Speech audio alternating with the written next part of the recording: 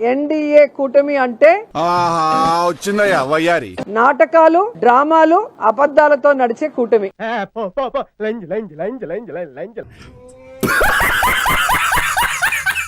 Super 6, super 7 అన్నారు. ఏం చేశారు దాంట్లో ఒకటి నాకు చెప్పండి. నీ కళ్ళు ఉన్న కాకులు పొడిచినాయా? ఈ రోజు ఒక కొత్త పెన్షన్ ఇచ్చారా? తెలీదురా, తెలిసినా చెప్పను.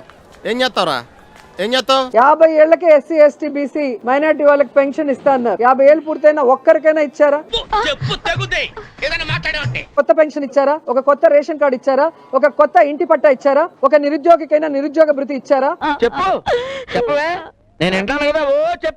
ఈ రోజు ఏది కూడా చేయకుండా ఆల్మోస్ట్ 2.5 సంవత్సరం దాటిపోతున్నా జపాన్ వాళ్ళు అక్కడ ఏవేవో కనిపెడుతుంటే ఈ ఎదవేం కనిపెట్టుకొచ్చాడు చూడు. ఇంకా కూడా కళ్ళకి గంతలు కట్టినట్టుగా దొంగ జీవోలు ఇచ్చుకుంటూ, దొంగ మాటలు చెప్పుకుంటూ ఈరోజు పబ్బం గడపకోవాలనుకుంటున్న కూటమి ప్రభుత్వానికి బుద్ధి చెప్పాలి అని చెప్పి ప్రతి ఇంటికి కూడా మన వైఎస్ఆర్ కాంగ్రెస్ పార్టీ సైనికులు వెళ్ళాలి.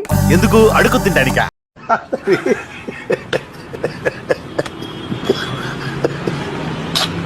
ఈ రోజు వాళ్ళు చేస్తున్న ఈ నీచమాలిన రాజకీయాలన్నీ కూడా వాళ్ళకి తెలియజేయాలి. ఎందుకంటే ఎన్నికలు వస్తే ఓటర్స్ మీద ప్రేమ వచ్చేస్తుంది. అందులో తప్పే ఉంది. అవి చేస్తాం, ఇవి చేస్తామని ఆ టైంకి బొంకుతారు, ఆ తర్వాత దొరకకుండా తిరుగుతారు. ఏంటే కౌంటర్ ఇస్తున్నావు? దున్నపోతులా తిని ఈరోజు హోంమంత్రి ఏమో లా అండ్ ఆర్డర్ చూడదు, విద్యాశాఖ మంత్రి ఏమో విద్యా వ్యవస్థ గురించి పట్టించుకోడు. ఎవరు చెప్పారు? ఎవరో చెప్తే నమ్ముతా నేను. వాళ్ళే చెప్పారు. కర్మరా బాబు. పారిశ్రామిక సంబంధించిన మంత్రి గారేమో ఆ చుట్టుపక్కలకి రాడు ఏదైనా జరిగినా కూడా. అదెవరు చెప్పారు? అదెవరో చెప్తే నమ్ముతా నేను.